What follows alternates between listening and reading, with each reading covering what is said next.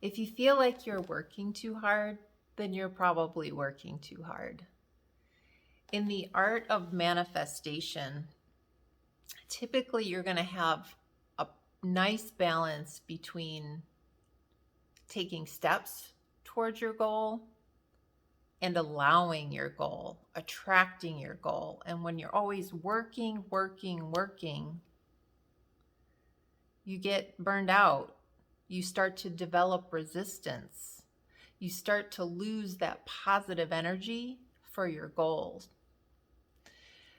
So I'd really love for you to join me in my Manifesting Your Vision workshop on September 14th, because I want us all to be living in more joy.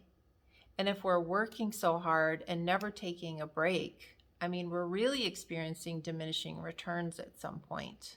So learn how infusing joy into your life can help you get the life that you want.